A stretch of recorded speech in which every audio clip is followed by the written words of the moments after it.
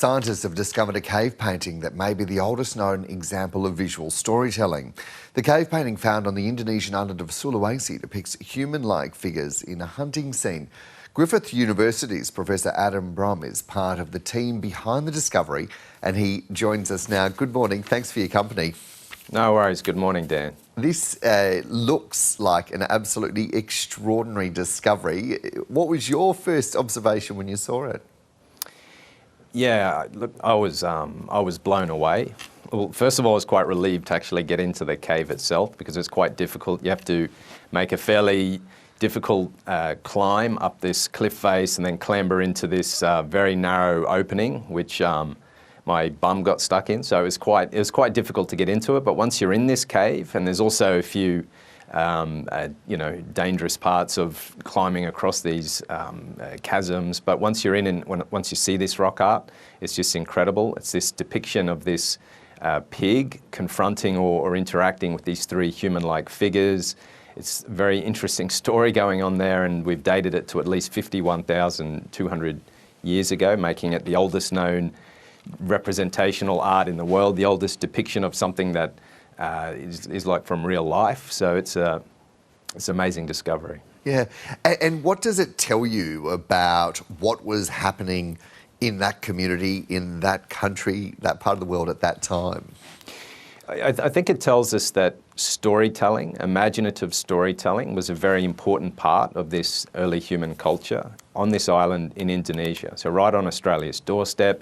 This is around about the time, maybe 10,000 or 15,000 years before the initial colonisation of Australia.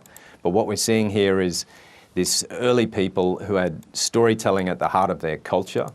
And that's important for what we, for our knowledge of the archaeology and the story of humans in that region. But it has this deeper significance for our understanding of the wider human story.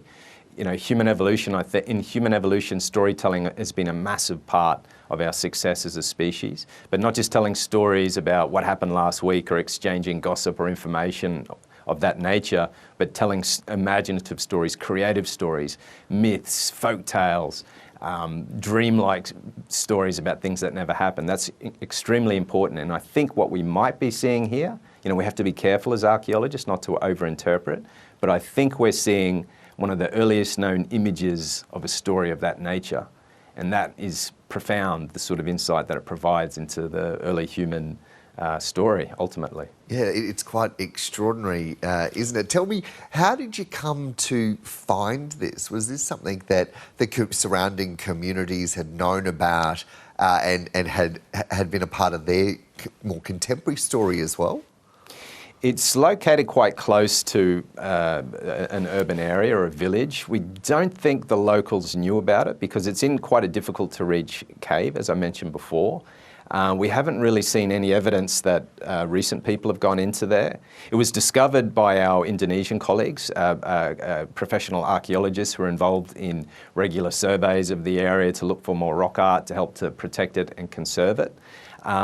But I think we do find evidence that Iron Age people, say people in the last 1,000 years or so, went up into that cave and they left jars with human bones in them. So essentially they were burying their dead in caves like that, which are hard to get to and sort of removed from everyday life, which is a good place, I suppose, to dispose of your dead. But we don't know if those early people, they don't seem to have interacted with that art in any way. There's these early paintings of animals. So it's kind of hard to say. I think this early Ice Age culture in Indonesia who made these images, they stopped making them around about 12 or 10,000 years ago at the end of the Ice Age, and there the story ended essentially, as far as we can tell.